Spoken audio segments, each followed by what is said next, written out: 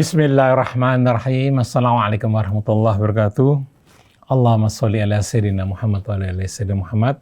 Alhamdulillah kita berjumpa lagi hari ini dalam acara tamu kita. Tamu kita ini sangat istimewa. Istimewanya di mana? Nanti Anda dengar ceritanya ya. Kami menghadirkan Mahdi As-Satiri, lahirnya di Jakarta tanggal 31 Agustus tahun 87. SD-nya di Jagakarsa di 06 pagi, kemudian SMP-nya di 166 Jagakarsa, SMA-nya SMA 28 Pasar Minggu ya betul. Ini termasuk SMA yang baik juga nih di Jakarta. Kemudian S1-nya di UGM, ambil teknik fisika, S2-nya di UI di FISIP. Sudah hadir di studio. Beliau adalah pemilik Glek itu kedai minuman tapi yang konsepnya luar biasa. Assalamualaikum Mahdi. Waalaikumsalam warahmatullahi wabarakatuh. Mahdi, antum nih waktu kecil cita-citanya apa? Nah, jadi yang pertama, aneh koreksi sedikit, aneh bukan ownernya Glek karena kita nih nggak punya apa-apa sebenarnya. Kita aneh cuman CEO aja, nahkodanya aja. Oke. Yang kita punya ini cuman dua soalnya. Apa? Ya amal soleh sama amal salah, dosa sama pahala doang kita punya. Yang lainnya punya Allah semuanya. Mudah-mudahan amal soleh yang antum tuju. Amin, ya. insya Allah. Masya Allah. Oke, jadi kita kembali ke pertanyaan tadi apa? Waktu kecil cita-citanya apa? Waktu kecil walaupun badannya aneh nggak pernah kecil, dari kecil udah besar badannya. Lahir udah gemuk ya. Dari kecil dulu awal cita-citanya tuh pengen jadi direktur bank. Belum tahu tuh konsepnya riba segala macam, belum tahu. Pengen jadi direktur bank supaya bisa ngasih duit ke banyak orang. Orang susah tuh nggak ada. Aneh pikir kalau orang direktur bank duitnya nggak habis-habis ya. Intinya pengen bantu orang pokoknya. Gimana tuh duit, punya bank, punya berangkas yang nggak ada batasnya, nggak ada habisnya, tinggal nyetak duit. Kalau habis tinggal printing aja kan. Intinya buat bagi-bagi orang. Itu sih mimpi kecilnya. Kemudian sih. mulai berubah kapan? Wah, nggak pas nih kalau di bank. Mulai ada perubahan pemikiran itu kapan tuh? Tetap nggak jauh juga dari manfaat buat orang, pengen jadi dokter ya. Dokter. Jadi seneng tuh lihat sinetron kalau dokter keluar dari ruang operasi, dikerebutin sama keluarga pasien kan, gimana kondisinya anak saya. Terus seneng juga kalau ngobatin orang, bayarnya sih ikhlas atau mungkin nggak bayar. Jadi berubah jadi dokter. Terus seiring jalan tuh berubah lagi. Karena memang lingkungannya itu dulu kepala suku waktu jadi kecil, terus orang kalau kita jual apa-apa wajib beli sama kita, kalau enggak kita temenin. Makanya seru jadi pedagang nih, megang duit segala macam. Beranjak SMP, SMA, aneh liatin TV zaman itu kan ada acara-acara gosip tuh kan. Aneh lihat, wah artis kok banyak yang cantik ya. Gimana ya bisa pengen punya istri cantik kayak artis gitu ya. Nah aneh lihat cara dapetin istri cantik itu dengan cara jadi pengusaha. Karena biasanya suaminya pengusaha itu yang punya istrinya artis, nggak ada suaminya pegawai, suaminya PNS misalnya gitu, nggak ada. Semua suaminya artis itu kalau mau bypass jadi pengusaha. Dulu masih dasar-dasarnya masih jahiliyah, pikirnya masih dunia aja. Jadi tercapai nggak? Tentu nggak jadi ya berarti ya? Jadi pengusahanya apa punya istri cantiknya? Ya alhamdulillah. Atas izin Allah dapat dua-duanya. Masya Allah, cakep. Oke, antum bisnis Glek ini apa bilangnya? Kedai minuman atau apa? Nah, sebenarnya salah satu tuan guru saya, Pak Subiakto, pakar branding nasional yang udah 50 tahun. Beliau menghadiahi Glek sebuah brand yang notabene kita sebenarnya kalau orang tahu produknya minuman. Cuma sebenarnya DNA kami atau mungkin kalau bahasa biologinya itu kingdom ya. Kingdomnya kami itu sebenarnya adalah sedekah. Yang bentuknya minuman. Jadi kami bukan sebenarnya tidak bersaing di minuman-minuman serupa. Kami nggak bersaing sebagai produk, kami bersaing sebagai brand. Brandnya adalah? Glek. Ya, di mana DNA-nya adalah sedekah. Yang bentuknya value-nya minuman. Jadi mengajak orang semudah itu buat sedekah gitu loh. Kalau kita membeli Glek artinya kita sudah bersedekah gitu. Iya, secara langsung sedekah. Kalau orang diajakin sedekah langsung layaknya masuk kotak amal, lewat kotak amal di masjid, kita agak sungkan masukin. Nanti kalau udah masuk, kita nggak bisa beli minum, kita nggak bisa beli makan. Nah, sama Glek kita balik dengan cara mereka membeli produk kami, secara nggak langsung mereka beramal. Berapa persen ada niatkan untuk beramal dari Glek itu? Itu 51%. 51%? Iya. Dari, Itu punya dari apa? Dari setiap keuntungan? ada 3 filosofi kenapa angka 51% kenapa? keluar. Yang pertama, kita sangat tahu bahwasanya kita dari kecil kan terdoktrinase dengan sebuah ajaran yang sebenarnya itu bukan ajaran Islamnya, yaitu hemat pangkal kaya. Sejatinya di Islam itu kan diajarkan bukan hemat pangkal kaya, tapi sedekah pangkal kaya. Ya. Sedekah pangkal kaya. Dan ini sudah berhasil diimplementasikan sama yang non-Muslim. Kita tahu namanya Bill Gates, dari saya atau mungkin dari Om Krisna masih muda dulu tahu bahwa beliau orang terkaya di dunia sampai sekarang ya. Dan memang beliau senang banget buat berbagi lewat yayasannya. Padahal beliau tuh seorang non-Muslim ya, Kristiani ya.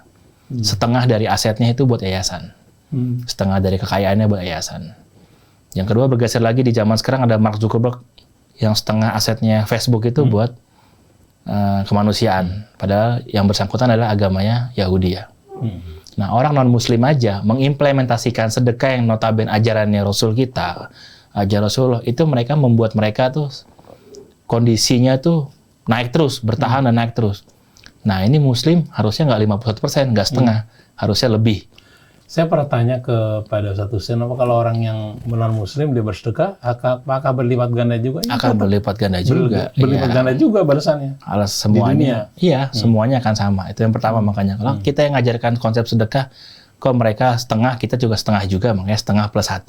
Itu filosofi pertama, berbeda sama yang. Yang kedua, filosofinya saya memulai Glek saat usia saya 32 tahun. Yang kalau menurut usianya Rasulullah 63 tahun, itu kan setengahnya plus 1 kan. 32 itu kan setengah plus 1 kan istilahnya kan. Jadi saya mulai belajar agama, bukan mulai hijrah, bukan mulai jadi orang baik, itu belum jadi orang baik juga. Itu saat usia saya 32 tahun. 32 tahun. Nah, filosofi ketiga, atau mungkin yang utama filosofinya pastinya. Tadi yang ketiga, kedua, ini yang pertama. Filosofinya adalah ketika kita mendapat sesuatu, bagiannya Allah harusnya lebih besar. Karena? Ya karena dia yang ngasih rezeki kita. Logika manusianya, walaupun Allah nggak masuk dimensi logika ya.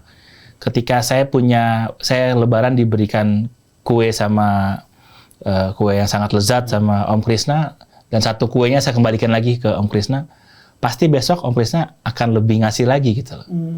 Walaupun backgroundnya Om Krisna emang suka ngasih orang, cuma ketika kita balikin lagi nih kue buat anaknya Om apa buat Om, pasti akan senang dan akan ngasih lagi.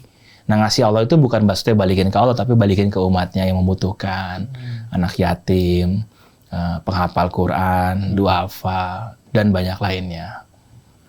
Jadi orang yang memberi produk apa brand nih? Brand Glek? Ya. Itu sama aja dia beramal 51% dari keuntungan kami, bersih kami adalah ya. untuk bersedekah. Itu ini kan untuk apa saja? Dialokasikan untuk apa aja? Bangun masjid. Bangun masjid. Jadi saya tuh saya mungkin berharap saya punya mimpi itu setiap karyawan saya punya rumah di dunia. Tapi saya juga pengen punya mimpi besar bahwa setiap karyawan saya punya rumah di akhirat. Jadi mimpi besar saya setiap tahun tuh bisa bangun masjid atas nama orang tuanya karyawan saya. Alhamdulillah sudah terbangun 2 masjid di tahun ketiganya. Yang pertama di Cianjur, yang kedua di Madiun. Di Madiun. Di Madiun. Pengen setiap tahun tuh bangun atas nama orang tua karyawan saya. Oke, Ikhwan dan Akhwat, kami sedang berbincang dengan Mas Mahdi Asyatiri. Nanti kami akan bacakan nomor HP beliau yang punya konsep bisnis luar biasa. Jadi dia mengutamakan amal. Jadi kalau orang-orang tuh dapat gaji, sisa dari gaji itu diamal, beliau nih yang utama justru amal dulu, baru sisanya dipakai. Bagaimana pengaturannya ini nih? Ya, sebenarnya kita masuk dimensinya Allah itu kita belum mati, jadi kita belum tahu ya. Cuma kita bisa punya gambaran itu ketika kita makan dan sisa dikasih ke orang. Even tuh pizza yang notabene sangat mahal dikasih ke contoh ke karyawan kita ya, seseorang yang dibayar sama kita ya. Ini sisa pizza nih makan. Sama kita beli nasi, mungkin nasi warteg yang notabene baru, fresh, kita kasih ke yang bersangkutan, pasti itu akan lain. Itulah. Jadi kita biasakan memberi itu yang terbaik, sehingga baliknya juga pasti yang terbaik kan. Dan makanya kita belajar buat mengupayakan itu, sesuatu yang terbaik itu balik ke Allah dulu. Apa yang Mas Mahdi rasakan setelah melakukan hal ini? Respon apa dari Allah? Jadi pastinya namanya kita yang berlumur dosa yang banyak lumpurnya ini, ketika kita pengen berubah, pasti badainya banyak, pasti ujian istiqomahnya banyak, pasti buliannya sama dunia tuh banyak, dibully sama dunia banyak. Pasti nggak mudah, usaha juga, performanya juga tidak mulus running well. Sekarang pun di pandemi pun masih berkutat untuk bangkit, untuk berusaha bangkit. Yang dirasa adalah saya kasih analogi gini ya, Om Krisna ya. Kalau suatu waktu kita ada razia SIM atau STNK, polisi razia, dan kita masih SMA atau masih SMP bawa motor ya. Ujiannya adalah di depan ada polisi pengen nilang, lagi razia besar-besaran. Kita kalau sendirian di motor, dak-dikduk ya pasti ya. Tapi beda rasanya ketika anaknya Om Krisna itu boncengin Om Krisna. Pasti dia lebih tenang. Padahal ujiannya sama nggak? Sama-sama polisi. Cuma ketika ada orang tuanya, itu akan lebih tenang.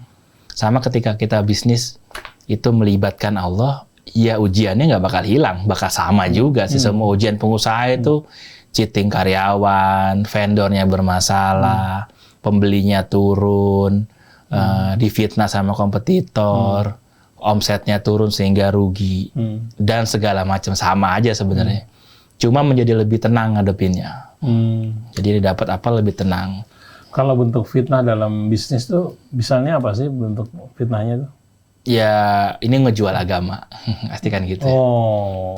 Bagaimana? Kenapa sih kita saat ini ketika dengar berita pemerkosaan, dengar berita pembunuhan, dengar berita penipuan, pencurian, Om Krisna baca berita begitu biasa nggak? Honestly to be honestly, biasa nggak? Karena sering. Cuma ketika ada berita satpamnya Rasil, radio Rasil, menemukan bungkusan 50 jutanya narasumber dan dikembalikan. Heboh nggak? Heboh. Kenapa bisa begitu? Karena sesuatu yang langka. Langka. Kenapa langka? Karena yang baik ini orang ragu buat menyiarkan. Sedangkan kita perlu. Gelek itu kita bakal bilang kita bangun masjid. Kita bakal bilang kita punya sedekah 51%. Kenapa? Ini buat mengimbangi. Kalau ada sebuah merek brand minuman yang mendukung, misalnya sebuah gerakan yang notabene tidak baik, nah kenapa kita yang mendukung gerakan yang baik, kita diem, kita silent. Banyaknya berita yang tidak baik muncul karena banyaknya berita baik yang tidak muncul. Maka kita sebagai generasi, kita mesti mengimbangi itu. Nah, bulian di situ. Kok sedekah digembor-gemborkan, harusnya tangan kanan ngasih, tangan kiri nggak boleh ngelihat. Ya, saya bilang, ya kalian aja bikin maksiat juga digembor-gembor, masa kita nggak boleh? Emang dunia punya kalian juga kan? Dan inilah bagian penyemangat kita juga kok. Terserah kita mau gini. Sedekah terang-terangan boleh, sedekah diam-diam boleh. Yang nggak boleh itu nggak sedekah. Dia mau shoot, dia mau bikin konten. Hai guys, hari ini kita ketemu Pak Fulan nih. Beliau udah 2 hari jualannya nggak laku, maka kita pengen borong. Orang pasti bully tuh. Bikin konten doang, buat konten doang. Anda selalu bilang itu lebih baik daripada kalian yang nggak bikin apa-apa, cuman komen aja. Jadi apapun yang baik itu mesti disiarkan, mengimbangi yang tidak baik. Kedua, sebagai pengingat kita juga bahwa dulu kita pernah sedekah 1 kilo loh, besok kita mesti 2 kilo. Dan ketiga, kita mengingat dan mengajak ke teman-teman kita, kalau gelek aja bisa, yang outletnya cuma 50, masa kalian yang outletnya 500 nggak bisa gitu. Kayak Sayyidina Utsman bin Affan ketika sedekah kan, mengumpulkan orang di lapangan, mengajak sedekah. Ya haters gonna hate sih, yang benci bakal benci. Kita bikin baik, yang benci bakal bilang itu jelek terus sih. Ini berbeda dengan CEO lain. CEO lain pengen tuh outletnya atau ininya di mana-mana. Tapi Anda kelihatannya nggak kepingin ya. Bukan ukurannya bukan dari banyaknya outlet ya. Padahal ini udah banyak juga, ada 46 outlet ya? 46. Jakarta semua? Jakarta, Bogor, Jakarta, Depok, Bekasi, Tangsel, Surabaya, Malang, Sidoarjo, Nganjuk. Jadi ininya goalnya bukan banyak-banyakan outlet. Jadi apa yang banyak-banyakan apa? Sejatinya adalah kalau banyak-banyakan outlet, banyak-banyakan jumlah gelas terjual, jumlah produk, maka dimensi yang dikejar adalah dunia sebenarnya. Oke. Dan kalau ngejar dunia tuh kayak ngejar bayangan. Itu nggak akan ada habisnya, nggak akan ada selesainya. Akan capek terus sampai kapanpun akan capek terus. Jadi yang Anda kejar adalah manfaat. Kebermanfaatan. Percuma kalau outletnya banyak, kalau hari ini diundang saudara-saudara aneh di Rasil, aneh nggak bisa datang. Maghrib, guru aneh ngundang buat buat ngaji, aneh nggak bisa datang. Lusa, aneh diundang teman aneh, mau silaturahmi atau mungkin mau minta pertolongan, minta bantuan, aneh malah abaikan gara-gara aneh sibuk ngurusin usaha. Ya, buat apa? Bisnis yang sehat, lingkaran pertemanan yang sehat, keluarga yang sehat, apapun bisa dikatakan sehat kalau waktu kita sama yang memiliki rezeki lebih banyak. Tapi kalau waktu kita malah semakin berkurang, gara-gara kita nongkrong, udahlah sholat nanti aja lah, masih ada waktu, masih panjang. Kita bisa tahu sebuah lingkungan kita sehat apa enggak adalah lingkungan itu mendekatkan atau menjauhkan kita. Kalau jumlah outlet membuat kita jauh, ya mendingan nggak usah, ngapain. Hidup enak tuh penting, tapi mempersiapkan mati enak juga nggak kalah penting. Konsep ini antum dapat dari mana? Dari perenungan-perenungan atau ada guru yang memberi terinspirasi dengan pengajarannya? Oh, jadi ketika Anda sempat jatuh, 2017 sempat jatuh dan ngerasa nothing. Dan dari situlah Anda jadi giat buat silaturahmi, buat ketemu orang segala macam. Sejatinya setiap orang yang Anda jumpain itu adalah guru. Kayak Om Krisna, walaupun Anda baru ketemu, Anda sudah belajar seorang yang lebih senior, minta nomor Anda duluan. Kedua, mau chat duluan ke Anda, itu ilmu tawadu yang sangat luar biasa, yang Anda kaget. Pernah siaran di radio juga terkenal juga. Jadi tuh setiap orang yang ketemu tuh adalah guru buat Anda.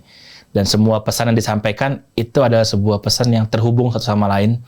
Yang notabene kita bukan Rasul atau Nabi yang pesannya langsung dari malaikat. Kita manusia yang pesannya dari manusia-manusia yang lain. Jadi Ane mulai aware sama omongan-omongannya guru orang-orang baik yang Allah hadirkan buat bantu Ane sambungkan. Oh begini ya, konsep tuh begini ya. Oh begini ya, ngejar selama itu kayak begini ya. Oh begini dunia yang kita kejar akhirnya nothing. Ane punya usaha waktu lulus kuliah, proyeknya juga banyak, tapi 2017 Ane mau bangkrut. Kan jadi nggak sinkron ya segala macam ya. Tapi ketika malah Ane menjauh sama dunia profesional, Ane menepi buat belajar, tapi malah Allah kasih jalan Ane buat lebih banyak keluar malahan. Contoh hari ini pun diundang Rasil yang kedua kalinya dalam waktu 1 bulan ya, sebelumnya di bulan puasa. Itu hal-hal yang Ane nggak bisa prediksikan karena Ane bukan background ulama, Ane bukan background pesantren, bukan background tokoh publik juga, tapi Allah muliakan. Jadi semua orang yang dijumpai ada sambung pesan-pesannya yang notabene menghasilkan kesimpulan sedikit-sedikit yang aneh tahu dan menghasilkan sebuah konsep hidup yang mudah-mudahan lebih dekat lagi sama kembali jadi tentaranya Allah lagi. Masya Allah. Oke, seperti janji saya tadi, saya akan membacakan nomor HP dari Mas Madi Asyatiri. Ini nomornya, silakan disiapkan pulpen sama kertas. Saya akan bacakan 0811 kemudian 80 13 99 0811 80 13 99. Instagramnya juga berarti @aresdimahdi. @aresdi Mahdi. Yeah. Itu Instagramnya ya. Jadi kalau orang mau ngundang, mau sharing, mau ngundang buat isi acara, ya undang aja, nggak usah pusing soal transport, fee atau apapun sama sekali karena rezekinya atau uangnya kalian semua, uangnya kita manusia nih terbatas ya. Tapi bayarannya Allah nih nggak terbatas, jadi aneh tidak mengharap dari manusia, aneh ngarep rezeki dari Allah. Jadi nggak usah. Inilah bagian dari Glek ingin menghargai orang-orang baik. Jadi inilah bagian sedekah juga dari CEO-nya kalau ada acara, ada apa, silakan undang. Mau mahasiswa, kayak masjid, selama waktunya Anda bakal datang. Anda bukan siapa-siapa juga, bukan orang penting juga, jadi pasti kalau ada waktu Anda datang. Kalau konsep jaringan Glek sendiri itu bagaimana? Mereka merchandise atau antum punya pegawai Franchise. Franchise. Iya, franchise. Jadi kita set upin bisnisnya. Kepada franchise itu kan punya pegawai. Itu pegawai antum apa pegawai si pemilik franchise? Pegawai kami semuanya. Oh. Iya kami. Kalau jadi kayak franchise pasif ya. Bedanya kalau deposito di bank kan selain riba juga, kedua kita nggak tahu nih uang kita nih buat usaha apa. Kalau ini kan ya murni usahanya udah kelihatan, bisnisnya apa. Jadi kita urusin totali semuanya, hulu sampai hilir kita urusin, mereka tinggal terima laporannya aja. Kayak bisnis minimarket yang udah ada sekarang. Oke, jadi antum tidak berhubungan dengan bank? Nggak megang bank? Enggak, insya Allah enggak. Nggak ada ATM? ATM ada, tapi kan bank syariah. Bank syariah. Paling untuk tenis. Masalah tenis saja ya? Iya. Rekening gajian juga bank syariah, rekening bank syariah kantor. Rekening kantor. Masya Allah. Mengurangi sebisa mungkin mengurangi. Kalau belum bisa meninggalkan semua, paling enggak salah satunya kita bisa pelan-pelan belajar. Untuk menjalankan konsep ini yang mulia ini ya, apa sandungan-sandungannya? Yang pertama, musuh terberat kita tuh pasti diri sendiri. Keistiqomahan diri, udahlah ngegampangin, udahlah gini aja, ntar juga begini kok, nyantai aja lah, nanti juga begini kok. Jadi pasti diri sendiri. Saya punya kesalahan ketika mulai Glek ini, dan itu dirubah sama salah satu guru saya namanya Ustadz Lukmanul Hakim Pontianak. Mungkin Rasil juga sangat bagus kalau ngundang beliau ngerubah mindset berpikir saya. Bahwasanya ketika bikin bisnis dengan konsep yang baik, itu tidak serta-merta akan menghasilkan karyawan yang juga sama juga pola berpikirnya.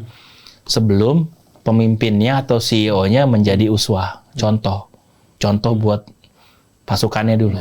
Karena Rasulullah tidak menjadi baik bersama-sama sahabat, enggak. Beliau jadi baik dulu, baru sahabatnya ngikut. Nah, itulah salahnya saya di awal. Saya pikir dengan visi atau niat yang baik, itu serta-merta menghasilkan sebuah infrastruktur, tim, dan ekosistem yang baik juga. Padahal harusnya saya dulu yang mesti dipaksa buat menjadi baik. Saya mesti berkomitmen menjadi baik. Saya mesti konsisten menjadi baik. Baru barisannya ngikut semuanya. Kayak gitu. Dan sandungannya adalah ketika itu belum terrealisasi, maka kita akan menghadapi situasi kondisi yang mengganggu konsistensi kita gitu loh. Tim yang tidak satu frekuensi, mitra bisnis yang tidak satu frekuensi, dan banyak yang lain gitu loh. Tapi ketika sekarang mulai perlahan-lahan satu frekuensi, belajar memantaskan diri, memaksakan diri, dan memantaskan diri sebagai pemimpin, nah itu mulai kelihatan perbedaannya. Susahnya tuh di istiqomah pastinya, konsisten. Kita bisa mulai berbisnis, tapi menjaga bisnis itu nggak mudah pastinya. Kita bisa mulai berkeluarga, cuman menjaga keluarga itu nggak mudah, menjaga semangat. Kita bisa dengan mudahnya bikin anak, punya anak, cuman menjaga atau tumbuh kembangnya sesuai sama hal yang dituntun sama syariat itu juga nggak mudah. Kita bisa mulai apapun, tapi konsistensinya itu yang nggak mudah. Jadi tantangan selalu bukan dimulai sih, tapi menjaga itu ya setengah mati tuh. Kalau nggak melibatkan Allah itu susahnya bukan main. Kalau Mas Mahdi sendiri memanage keluarga bagaimana? Memanage keluarga di rumah. Di rumah. Ya sebenarnya sebuah mungkin pameo ya dari dulu tuh, bahwa ketika kita sukses di keluarga pasti kita bakal berhasil di kantor, di hubungan. Nggak mungkin satu segmen itu baik, yang lainnya berantakan gitu. Di tongkrongan ya orang asik banget, baik banget, tapi di rumah sama di kantor troublemaker gitu, nggak ada. Jadi semua tuh memulai dari keluarga dulu, dari dalam. Sebisa mungkin memprioritaskan waktu tuh buat di rumah. Sedang belajar. Dulu juga belum. Dulu termasuk fase sebelum runtuh, sebelum jatuh itu, dulu waktunya habis malah di luar. Kita tuh banyak salah ya. Kita tuh lebih senang traktir orang dibanding traktir keluarga sendiri. Kita lebih senang spending time di luar, termasuk saya ya, pengalaman sendiri. Kita lebih ngerasa dermawan ketika traktir teman kita. Kita ngerasa punya waktu ketika spending sama teman kita. Kita ngerasa pengen tuh nggak bisa waktu keluar, tapi ke rumah tuh seadanya waktunya. Pakaian rapinya kalau keluar, di rumah biasa aja. Makan, traktir orang yang paling mewah restoran, di rumah biasa. Nah sekarang dibalik dimensinya. Kenapa mesti dibalik? Karena bagaimana tampilan kita di luar tergantung dari rumah. Nggak ada pemimpin di rumahnya kusut, di luarnya itu berhasil, nggak ada. Maka sekarang berubah, terbalik. Maka saya bilang ke teman-teman semuanya, jangan harapkan cari pelarian di rumah berantakan, pelariannya ke kantor atau sebaliknya. Sekarang satu lingkungan itu akan mempengaruhi lingkungan yang lain. Kalau di kantor berantakan, pasti di rumah berantakan. Di tempat main dia baik, pasti di kantor baik. Semuanya kesinambungan. Tapi yang utama tuh keluarga. Waktu itu kami mengadakan reuni teman-teman kantor lama ya. Itu mereka pada bisnis lah. Yang punya bisnis ini pada ngobrol. Rata-rata problem mereka adalah di kantor banyak tikusnya. Kadang tikusnya nih orang dalam sendiri. Itu bagaimana cara mengatasi tikus-tikus yang justru datangnya dari pegawai sendiri? Bagaimana cara kita? Jadi gini sih, ini tikusnya ada maknanya, konotasi, denotasi ya. Kalau ulama-ulama kita mengingatkan dan mengajarkan, kalau ada tikus yang notabene bentuknya adalah hewan, biasanya di kantor tersebut ada maksiat. Oh gitu? Ya, itu ulama-ulama salaf menyampaikan demikian ya. Di kantor kita tikusnya banyak atau apa, itu adalah sinyal bahwa ada maksiat di sana. Entah bentuknya apapun, wallahu a'lam. Bahwa tikusnya di sifatnya manusia, kalau ya, tikusnya di rumah sama juga? Tikusnya di rumah sama juga sama. Oh gitu? Sama juga. Cuma saya dengar waktu itu bahasannya soal niaga, cuma nanti saya tanya lagi. Yang saya dengar itu soal niaga ya. Dan kalau tikusnya di soal karyawan, ya introspeksi juga. Karena pastinya setiap tukang parfum akan memberikan wangi buat siapapun. Setiap tukang sampah akan memberikan aroma ke siapapun ya. Dan ikan tuh busuk dari kepala dulu, bukan dari bawah. Maka ketika di bawah itu ada something wrong, yang mesti introspeksi adalah kita. Ya, jangan kita punya sikap itu SOKS ya, SOSKS. Kalau kata guru saya kayak Lukman, semua orang salah kecuali saya gitu. Kantor kebakaran, ini jaga satpam nih, nggak bener nih ngecekin tuang listrik nih bermasalah nih. Kantor ada korupsi, ini begini nih. Padahal sebenarnya ikan busuk dari kepalanya. Kalau ulil amrinya tuh bener, semuanya bener. Maka dulu kalau nggak salah ada sebuah riwayat cerita tuh ada seorang rakyat nanya sama Sayyidina Ali. Ya Sayyidina Ali, kenapa pada zamannya Rasulullah itu bagus-bagus pada zamannya kamu kok kayak begini-begini, kok hati kayak begini. Ya Sayyidina Ali bilang, ya zaman Rasulullah rakyatnya kayak saya gitu loh. Zamannya saya rakyatnya kayak kamu gitu. Dan artinya di sini ya semua introspeksi ya, pemimpinnya introspeksi kenapa bisa begini karena ikan busuk dari kepala. Ya anak buah juga mesti introspeksi juga kenapa perusahaannya nggak maju-maju ya karena punya kualitas anak buah kayak begini. Intinya semua salah. Intinya semua pada frekuensi yang sama. Kenapa mereka bisa begitu masih kerja bareng padahal sama-sama kacau semuanya karena frekuensi sama semuanya. Maka semuanya mesti introspeksi semuanya. Menurut Mas Madi, kenapa orang ada stres, ada frustasi? Apa penyebabnya dan apakah juga Mas Madi pernah frustasi, pernah stres? Ketika kita balapan dan kita tahu bahwasanya berapa lap yang kita mesti putarin. Kira-kira kita bakal stres gak ketika kita tahu, oh ini tinggal 5 lap lagi, tinggal 2 lap. Kita nggak bakal stres karena kita tahu finishnya di mana. Tapi ketika kita ikut perlombaan yang kita nggak tahu garis finishnya di mana, ya kita bakal stres, capek, hektik, letlah. Kita nggak tahu ujungnya. Sama kayak orang kejar dunia ya. Semua serba materi. Orang kerja apa dikerjain. Pergi sebelum anak-anaknya bangun, pulang anak-anaknya udah tidur. Ini kerja atau dikerjain istilahnya kan. Nah, kenapa orang menjadi stres? Ya karena yang dia kejar itu sesuatu yang nggak ada batasnya, dunia. Yang pernah saya sering sampaikan, kata guru-guru saya, ngejar dunia tuh kayak ngejar bayangan ya. Tapi kalau meninggalkan dunia, bayangan ngikut. Dunia datang tunduk hina kalau kita ngejar akhirat. Tapi kalau kita ngejar dunia, ya itu capek. Karena bayangan kita kejar pasti dia menjauh terus kan, namanya bayangan. Tapi kalau ngejar dunia, ngejar akhirat, ya dunia bayangan bakal ngikut.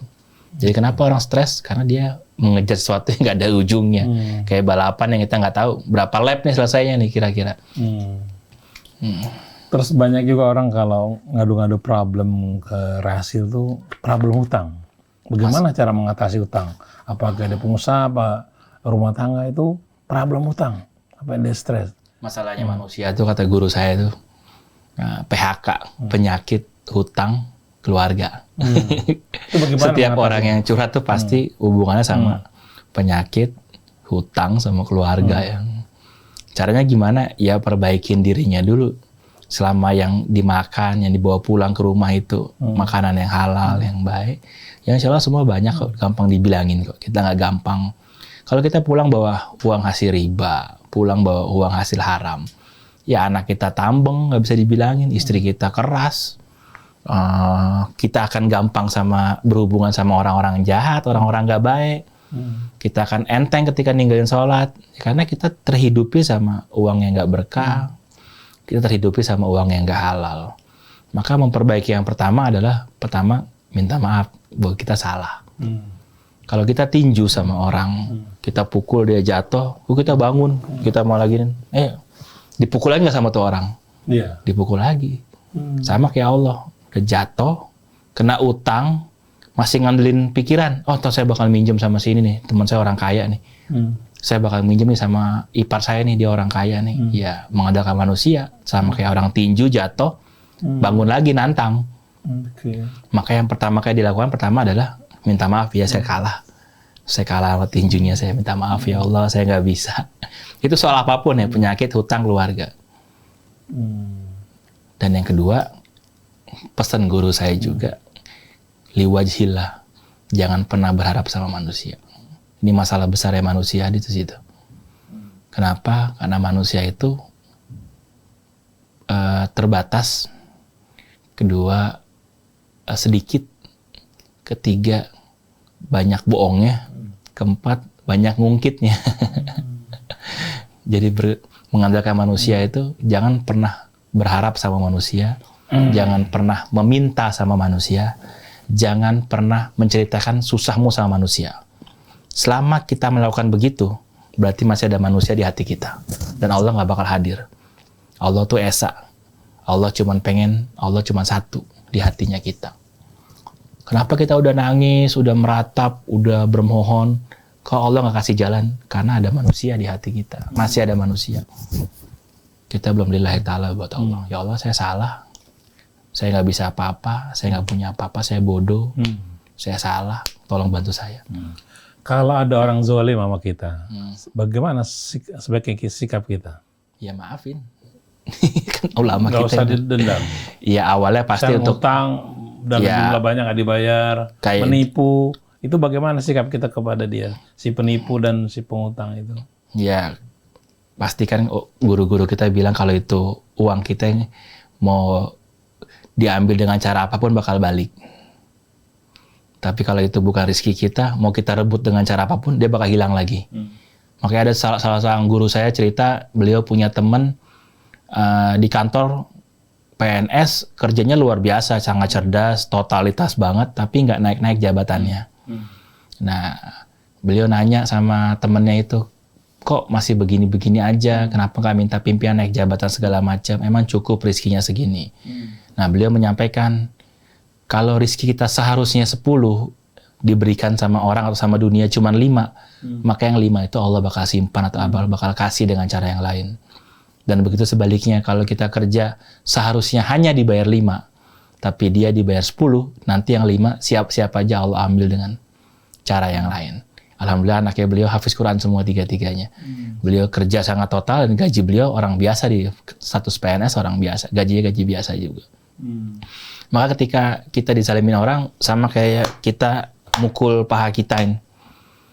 Maknanya apa? Pukulan pertama pasti sakit.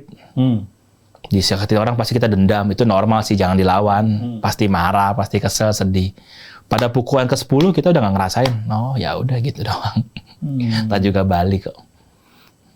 Karena apapun yang udah tercatat sebagai takdir kita, bagaimanapun caranya bakal mencari jalannya buat nemuin kita. Itu kata Umar bin Khattab begitu. Oke. Menurut Mas Mahdi, kepintaran ada hubungannya dengan rezeki? Ada.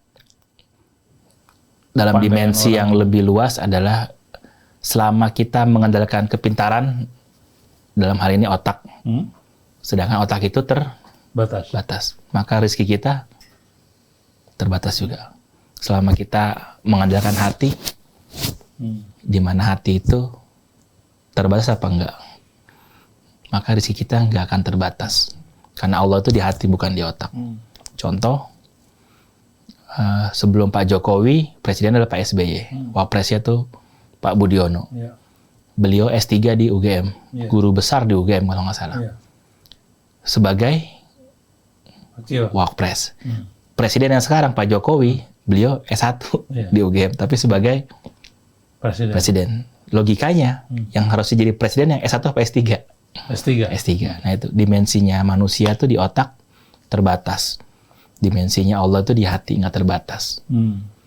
Yang kedua analoginya adalah ketika saya ada meeting penting sama Rasil, misalnya ada deal nilainya besar, saya kena macet, saya turun di lampu merah, mobil dibawa sama supir saya naik ojek. Pak, tolong antarkan saya ke Rasil dong. Oh iya Pak, 20.000 ya. Padahal ini meeting penting. Di kantong saya udah siapin 100.000. Tapi dia udah batasin rizkinya dia dengan otaknya dia. Berbeda sitkomnya. Berapa ke Rasil? Udahlah berapa aja Pak, yang penting Bapak selesai urusannya. Itu bisa jadi isi dompet saya, bisa jadi buat dia semua, apalagi meetingnya goal. Itu ketika hati yang bekerja. Maka ketika semua itu kita batasin, maka hasilnya juga terbatas. Om, saya punya temen nih, perlu PC-nya Om nih. Saya dapat fee 10% ya. Padahal ketika deal-nya 10 miliar, dan Om mau kasih saya malah 20% padahal. Tapi ketika saya udah batasin 10%, udah dibanderol. Udah dibatasin. Maka guru saya yang lain, Bang Rikrik Rizkiana menyampaikan jangan pernah batasin rizki dengan dimensi otak. Karena balasannya juga terbatas nantinya. Justru ketika kita pakai dimensi hati, itu nggak terbatas, bahkan bisa long lasting ya. Besok-besok saya mau mogok mobil saya depan Rasil, depan rumahnya Om Krisna, pasti digantiin, diisiin bensin, atau bahkan udahlah ambil pakai mobil saya lah. Dulu pernah bantuin saya meeting kok. Hari ini saya punya aset gara-gara meeting kemarin itu, udahlah pakai mobil saya buat kamu aja. Bisa jadi begitu, wallahu alam. Tapi intinya di situ konsepnya. Jangan pernah batasin rezeki dengan cara mengkapling-kapling, udah dikotak-kotakin gitu. Oke. Mas Mahdi pernah sakit tentu ya? Pernah sakit, pernah. Gimana Mas Mahdi menerjemahkan penyakit yang Allah berikan kepada? Iya, pastinya guru-guru kita menyampaikan sakit itu kan penggugur dosa ya, menghibur dirinya.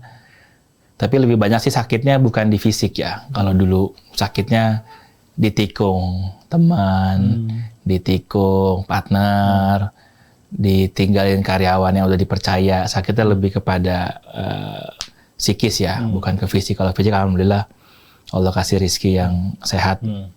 Tapi apapun sakitnya itu, yang lagi-lagi ya yang ngasih sakit kan juga Allah ya, pasti ada pesannya. Kita cari baiknya aja, apapun yang dibikin. Sekarang lagi belajar, cari baiknya aja pokoknya. Jadi kalau ditikung oleh teman itu nggak usah dendam tuh? Ya harusnya aja. Harusnya idealnya begitu. Belajarnya harusnya begitu kata walaupun tuh nggak ada yang gampang. Ikhlas lebih mudah diucapkan daripada dilakukan. Jadi ya belajar lupain aja. Mas Mahdi dari mana mendapat literasi? Apakah dari guru langsung atau dari baca buku atau apa? Apa dari pengamatan sendiri? Ya pastinya perenungan gitu.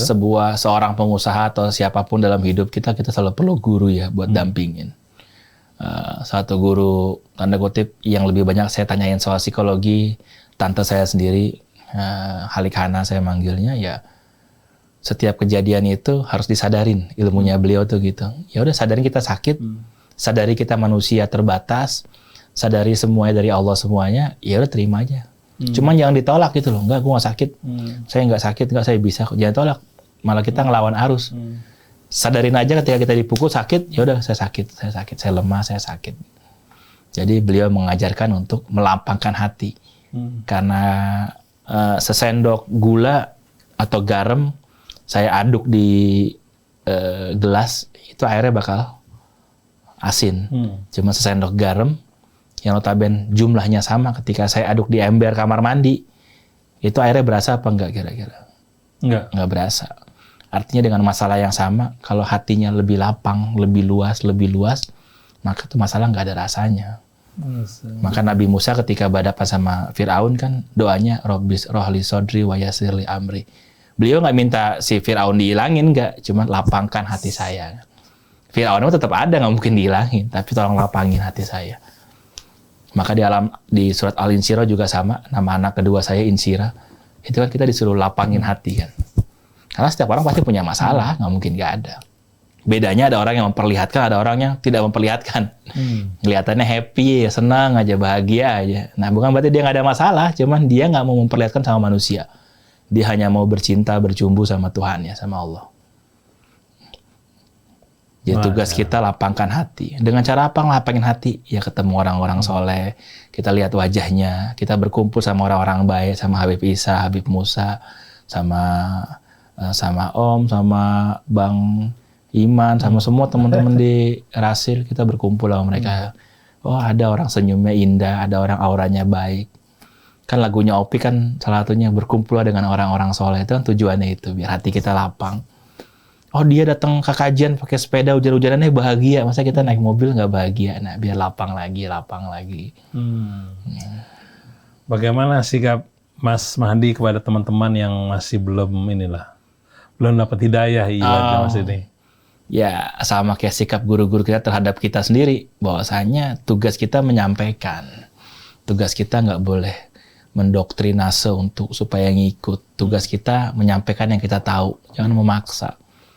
Tugas dia mau dapat hidayah apa enggak urusan dia gitu. Kita nyampein aja gitu.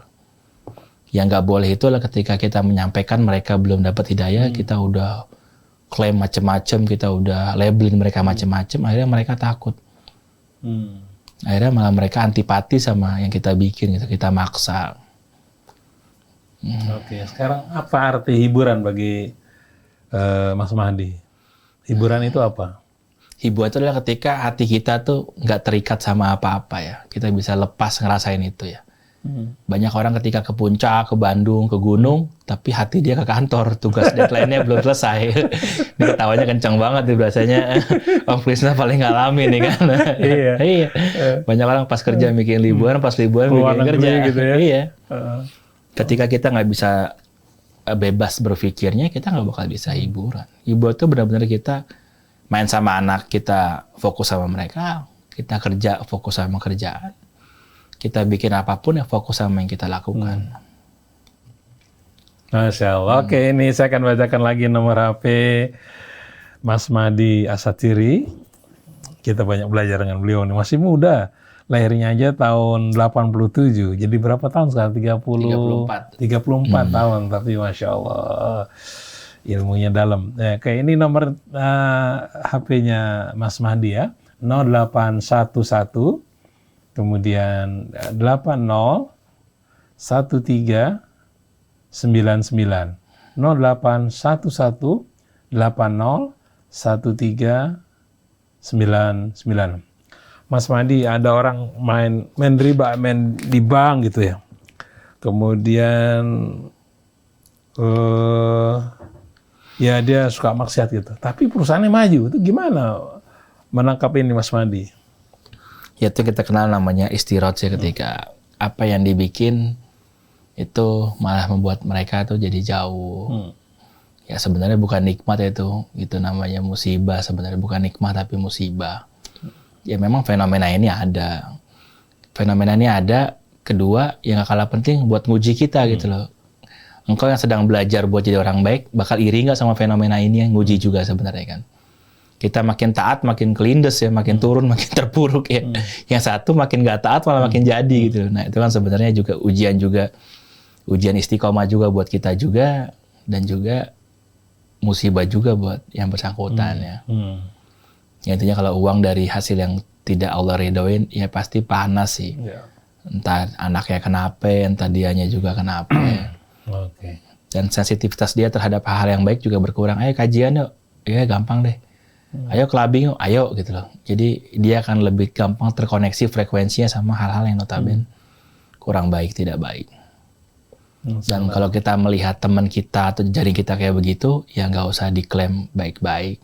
Nggak usah diklaim tidak baik atau apapun, ya kita doain yang baik-baik aja buat mereka. Siapa tahu ketika kita doain sebelum yang bersangkutan meninggal, beliau sempat tobat apa gimana. Atau bahkan ketika kalau kita sombong malah menghinakan mereka, nauzubillah, misalnya kita sebelum meninggal malah terpuruk gitu loh, malah terbalik. Dia tambah insaf, kita malah terpuruk. Wallahu alam ya.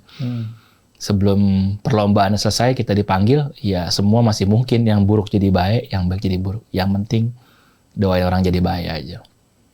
Oke, Pasti nggak gampang ya, doain orang jadi baik pasti nggak gampang. kita kembali ke ngomongin bisnis. Apa perbedaan produk, brand, sama merek? Ya, kalau produk itu kan yang dijual. Kalau merek itu adalah sebuah nama. Nike itu termasuk apa? Brand. Brand. Kenapa disebut brand? Karena dia sudah punya core purpose ya. Dan kedua sudah punya value. Mereka tuh nggak jual sepatu. Mereka menjual core purpose-nya itu adalah memuliakan atlet, menghargai atlet. Jadi setiap atlet itu adalah akan dibuatkan sebuah produk yang menghargai pencapaiannya mereka semuanya. Kalau Starbucks brand. Brand. Oke, kalau misalnya teh botol atau Kopiko itu apa? Kopiko brand jelas. Karena Kopiko tuh brand. katanya itu guru branding saya yang buat, karena namanya beliau meledak salah satunya gara-gara Kopiko. Jadi dia bukan permen. Dia kopi Dan yang bentuknya permen. Itu pertama di Indonesia kan. Oh, permen ini ya. Kopi yang bentuknya permen. Ya gantinya ngopi memang kan.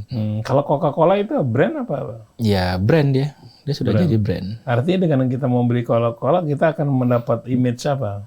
Image-nya tuh ke anak muda yang suka perubahan. Jadi orang-orang yang anti mainstream ya, minum Coca-Cola.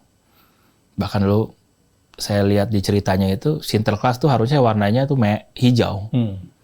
Sinterklas itu kan dibikin di Jerman ya. Yang bikin toko Sinterklas tuh kan orang Jerman. Warna tuh hijau. Dan yang membuat merah tuh siapa? Yaitu Coca-Cola. Dengan campaign-nya. Makanya sekarang merah semuanya.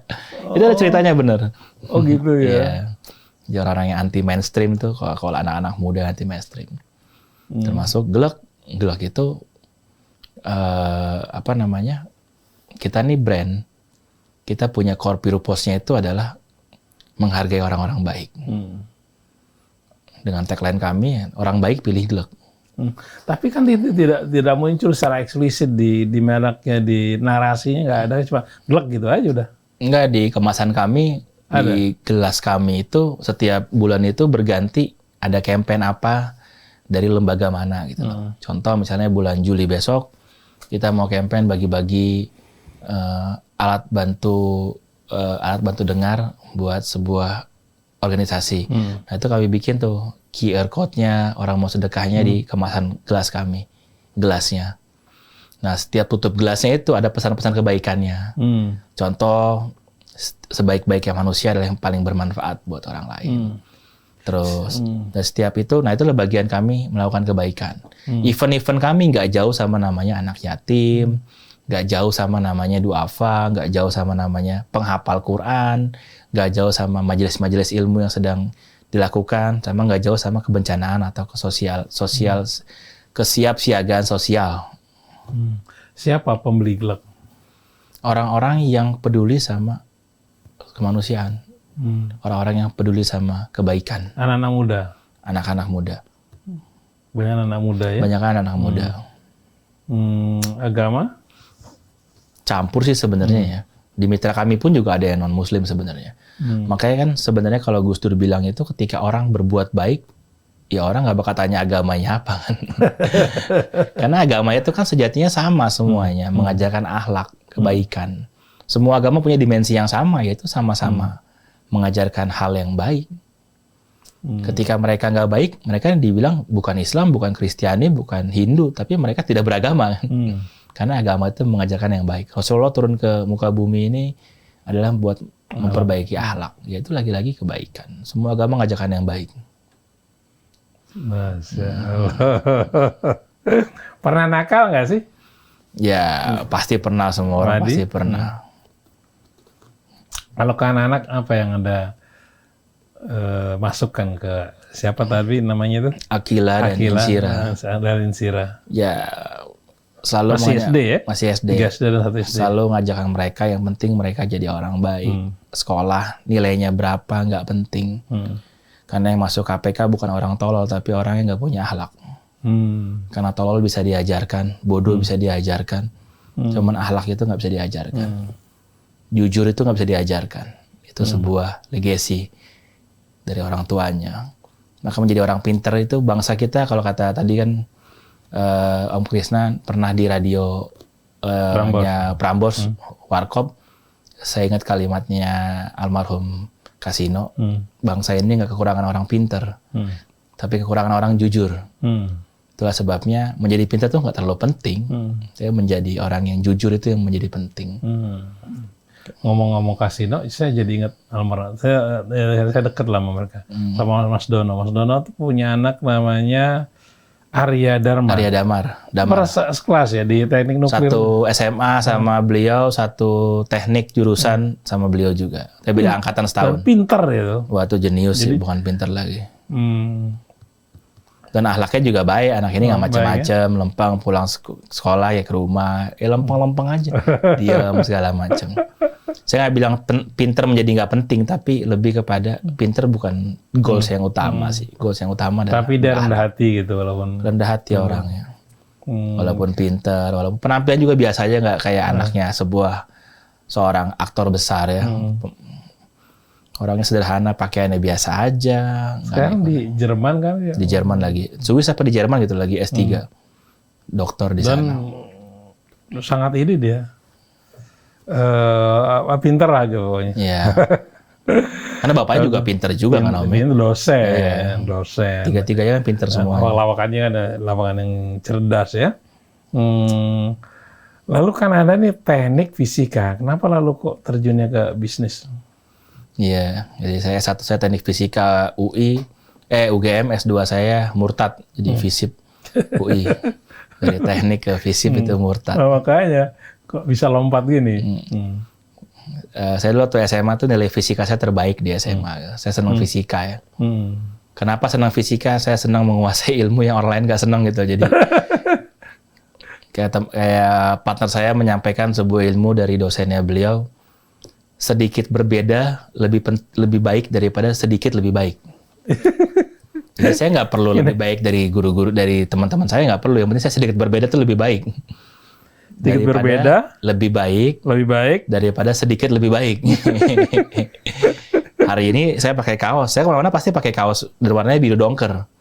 Yang mungkin harganya lebih murah daripada bajunya Om Krisnan. Yang saya lakukan adalah sedikit berbeda. Orang pengusaha diwawancarain pakai kaos. Tapi itu lebih baik daripada saya pakai baju koko yang lebih mahal. Di ilmu branding begitu maksudnya. Orang-orang kaya itu kan siapa namanya? Mark Zuckerberg. Iya, itu kan sederhana aja pakaiannya kan? Iya. Orang ganteng itu nggak perlu menunjukkan kegantengannya. Sama kayak orang pintar, orang kaya tuh nggak perlu menunjukkan kekayaannya. Jadi kalau yang real kaya memang nggak bakal pamer, nggak bakal nunjukin ini. Kalau Mahdi ini menerjemahkan goncang-gancing negeri Indonesia ini gimana? Negeri kita ini, bagaimana cara melihatnya? Ini berat ini, mesti pindah duduk, ini mesti minum dulu kayak sebelum jawab ini. Saya dulu berazam tuh Om, waktu SMA tuh, maaf saya berazam, saya baru ingat. Saya tuh pengen jadi Habib pertama di Indonesia yang kuliah di 3 kampus terbaik di Indonesia. Ini baru 2 ya? Baru 2, tinggal 1 ITB belum. Doain. Pengen ITB ya? Iya insya Allah. Kalau ITB mau ambil apa? Kayaknya sih ngambil di manajemen industri ya. Oh, manajemen industri. Atau ke sekolah bisnis atau walau-walau penting ITB lah. Oh, Insya Allah. Jadi menyikapi yang sekarang ini gonjang-ganjing negeri kita. Gonjang-ganjing negeri kita. Ya, apa cuek aja atau gimana? Teringat sebuah kalimat indahnya Rasulullah yang saya pajang di kantor, saya pajang di rumah ya. Kemanapun engkau arahkan nasibku, selama itu bukan kemurkaanmu, maka saya nggak akan peduli gitu loh. Ya udah belajar cuek aja lah, mau kayak gimana pun. Mau bangkit, mau terpuruk, mau jatuh ya udahlah. Kalau itu maunya Allah ya udah. Gimana lagi kira-kira kan. Jadi saya Tapi yang berusaha penting nggak adalah ambil yang penting jalan dakwah atau jalan agama ini kan panjang ya. Kita nggak wajib menyelesaikan sampai akhir. Cuman kita wajib mati di jalan itu. Jadi yang penting adalah kita terus berbuat baik. Mau bagaimanapun caranya. Kalau punya uang, kita beli produknya teman-teman kita, beli produk saudara kita yang muslim. Kalau nggak punya, kita punya status WA, status Instagram, kita promosikan, kita soundingkan ke orang. Yang penting jangan bosan jadi orang baik, terus berbuat baik. Apapun itu nggak ngaruh. Relate atau nggak relate sama usaha kita. Hari ini saya wawancara Rasil, sebenarnya mungkin nggak relate ya sama bisnis saya dalam artian yang saya lakukan sekarang ya. Rasil ini kan isinya rata-rata adalah pendakwa-pendakwa luar biasa, para ulama yang luar biasa. Sedangkan background saya pengusaha. Cuman lagi-lagi yang penting kalau ini bermanfaat buat pendengarnya Rasil, ya inilah bagian amal soleh saya gitu loh. Seperti Dono Kasino Indro itu beliau tuh saya sangat iri karena karyanya beliau sampai sekarang banyak membuat orang nggak bunuh diri, membuat orang banyak nggak stres gara-gara nonton film ya kan gitu. Itu amal soleh sampai sekarang gitu loh. Sampai diputer lagi sama orang. Mungkin royaltinya beliau nggak dapat atau gimana. Cuma royalti argonya di langit itu jalan terus. Saya termasuk orang yang sering nonton cuplikan-cuplikannya filmnya mereka, cuplikannya sinetronnya Sidul, almarhum Benyamin, cuplikan-cuplikannya Ateng, dulu zamannya saya termasuk sering nonton. Itu jariahnya mereka gitu. Nah, bagi kita mau jadi apa, mau kondisinya gimana, jangan larut sama euforia sekarang, kondisi masih kenal yang juga ada. Ateng ya? Masih kenal, karena abang saya sama kakak perempuan saya hobi banget dari nonton. Kan TV cuma satu ya, belum ada hiburan lain, belum ada handphone, jadi kita sekeluarga nonton di dimensi yang sama, TV tabung. Saya nonton itu. Sama Benyamin yang layar lebarnya juga termasuk juga, Biang Kerok segala macam. Nah itu kan mereka amal jarinya ngalir, dan bagi saya yang penting apapun kondisinya, pimpin keluarga kita, pimpin pasukan kita nih, kita sebagai ulil amri terus berbuat baik, sekecil apapun terus berbuat baik. Mas Madi udah pergi haji belum sih? Alhamdulillah belum, tapi insya Allah doain sama Om Krisna. Umroh sudah ya? Umroh udah. Udah tahun berapa umroh? 2018 umroh, dan harusnya awal pandemi saya udah manasik buat umroh lagi. Cuma selesai manasik 2 hari lagi diumumin itu pandemi COVID. Jadi mana apa dari umroh yang Mas Mahdi tangkap? Iya, makin terlihat jelas we are nothing. Kita kecil banget di Ka'bah itu ya. Lu datang sebagai siapa, bahasa kasarnya tuh. Lu CEO kayak, lu menteri kayak, lu presiden kayak, depan Ka'bah ya lu cuman manusia, seonggok daging doang gitu. Kita nggak kenal satu sama lain. Kita fokus sama Ka'bah aja, ya begitu mungkin ya. Mungkin begitu kondisinya di padang mahsyar besok ya. Kita nggak saling kenal, kita nggak saling bawa jabatan kita, kita nggak saling bawa harta kita. Ya kita berjuang sendiri-sendiri besok buat cari pembelaan di pengadilannya Allah. Jadi saya lihat bahwa dimensi manusia, dimensi dunia tuh nggak kepake di saat umroh tuh nggak kepake. Semua manusia sama aja semuanya, pakai baju yang sama, ihram. Pakai pakaian yang sama, ngadep ke tempat yang sama. Ya, siapapun kita nggak ada artinya sih. Mas Madi pernah nangis? Sering. Apa yang bikin sedih?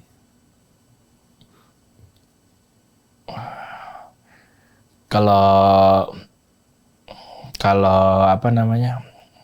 Kalau dulu pernah sedih karena ketikung orang ya. Dihianatin orang. Kalau sekarang itu lebih kepada semakin tahu sedikit-sedikit soal agama ini, semakin ngerasa nyesel sama almarhum Abah sama Umi. Abah tuh fanatik banget sama Rasil. Jadi kalau saya lagi libur kuliah S1 tuh beliau minta saya anterin ke kantor. Kantornya beliau dosen di UNAS, Pasar Minggu. Dosen apa? FISIP, ilmu politik. Jadi mungkin saat ini beliau sangat senang ketika anaknya tadinya radio sering beliau dengar, sekarang anaknya diundang radio tersebut ya. Jadi makin tahu gimana proporsi anak harusnya bagaimana. Semakin banyak nyesal dan rindu kenapa dulu waktu hidup kok nggak dimaksimalin ya potensi-potensi gitu. Jadi Ya saya tiba-tiba rindu sama mereka, sering nangisnya gara-gara rindu sama mereka. Yang tadinya saya bilang walaupun kita ditilang polisi dan orang tua kita diboncengan tuh nggak bikin apa-apa, beliau bukan keluarganya polisi, bukan keluarga Kapolda, Kapolri, bukannya menteri, tapi kita berasa tenang gitu loh. Beliau diam aja kita tenang. Nah sekarang beliau nggak ada tuh kita kayak berarti the last man ya, orang terakhir. Di belakang kita udah nggak ada lagi siapa-siapa lagi. Nah itu ngerasa sendiri sih, ngerasa sendiri. Karena ketika kita nangis itu kita tuh ngerasa bahwa kita tuh nggak bisa menampakkan sisi asli kita depan orang umum, ya. Termasuk mungkin istri kita atau anak kita ya. Harus berusaha jadi orang yang baik-baik aja, ceria-ceria aja, normal-normal aja. Nah, atau tempat kita bisa ya sama Allah dah, di sejadah dah. Dan alhamdulillah masih bisa nangis karena tadi yang kayak Om Krisnan bilang ada orang yang kerja di riba, uangnya nggak habis-habis. Ada seorang murid nanya sama gurunya, ya guru, saya hidup masih sering maksiat, tapi harta saya banyak, nggak habis-habis. Kok saya disayang banget sama Allah ya?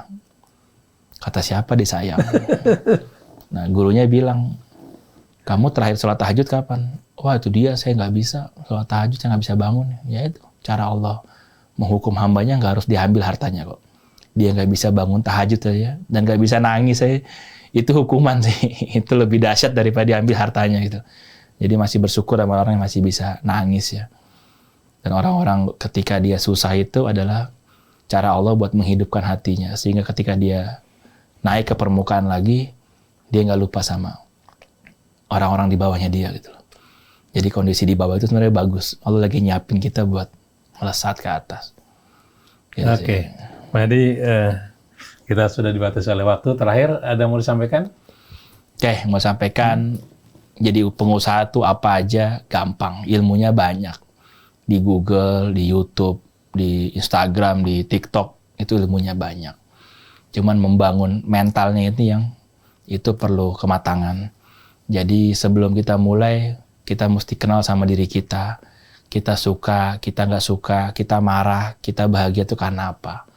Kita kenalin dulu SWOT kita sendiri. Kita strength-nya apa, weakness-nya apa, opportunity-nya apa, stroke-nya apa. Baru kita bisa mulai. Dan yang kedua, lagi-lagi, barang siapa memudahkan urusan saudaranya, maka Allah akan memudahkan urusannya. Sebelum punya usaha, sebelum punya niatan, maka sebelum dipertolong sama orang, maka dari sekarang nolong dulu orang lain. Mau punya usaha, awalnya tolonglah usaha orang lain. Beli produknya, promosikan dagangannya. Mau nikah, mudahkanlah pernikahan orang lain, bantulah pernikahannya, sebainlah undangan, bantulah duit kalau emang ada. Jadi sebelum kita ditolong, kita mesti menolong dulu. Mengajak semua pendengar khususnya Muslim, sebisa mungkin utamakan produk-produk anak bangsa. Apapun itu, khususnya yang Muslim. Kalau bukan kita, siapa lagi yang bela? Saya sama anak saya udah 2 tahun nggak makan ayam goreng dari luar, Om. Saya selalu utamakan Hisana, Sabana, Besto, yang saya tahu punya Muslim. Mungkin, tapi kan rasanya beda. Iya, bagaimana mereka bisa mengembangkan produknya, meningkatkan kualitas produknya, kalau kita nggak beli di mereka. Kita mesti belanjakan spending, uang kita spending, money, spending, time, untuk mereka semuanya. Kita mesti kuat di situ, ekonomi umat mesti bangkit. Caranya apa? Kita mesti maksa diri kita beli produk anak bangsa. Hari ini kaos saya brand lokal. Celana saya usaha konveksi lokal, teman saya, peci saya juga sama. Semua saya utamakan selama lokal ada, anak bangsa ada, khususnya Muslim, saya pasti beli. Sedikit cerita yang menarik, di Kashmir itu adalah negara perbatasan antara Pakistan dan India. Pemerintahnya pro ke Hindu, India, masyarakatnya pro ke Pakistan, Muslim. Mereka kalau bikin bazar, sesama Muslim, asal mereka Muslim, mereka pasti beli produknya.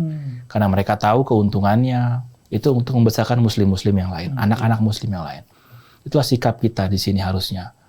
Hari ini fenomena yang terjadi, kita berani jor-joran, kita ke mall, kita ke kafe, kita sebagai orang yang dermawan ya. Cuma ketika kita ke pasar, kita sebagai mustahik. Orang yang susah, nawar aja dagangan saudara kita tawar aja, semurah mungkin. Itulah kondisi yang terbalik sekarang. Harusnya asal dia Muslim lebih mahal kita beli. Kita mesti dukung produk-produk mereka, kita mesti dukung brand-brand anak bangsa semuanya. Kalau bukan kita, siapa lagi? Kalau bukan sekarang, kapan lagi? Baik, Masya Allah Iwan, dan banyak sekali hikmah ilmu yang dapat dari seorang Mahdi Asyatiri yang baru berusia 34 tahun, luar biasa literasinya. Terima kasih Mas Mahdi, sangat bermanfaat. Ini nomor telepon yang terakhir ya, saya bacakan kembali ya. Ini terakhir nih, habis ini kita mau tutup. 0811, kemudian 80, 1399.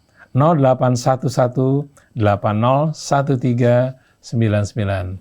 Mas Mahdi, terima kasih. Sama-sama kamu. Saya juga terima kasih. Mohon doanya. Baik, saya Muhammad Krisna, kemudian Atep Setiabudi, dan juga Anis Muali. Mohon pamit. Wabillahi taufiq wal hidayah. Wassalamualaikum warahmatullahi wabarakatuh.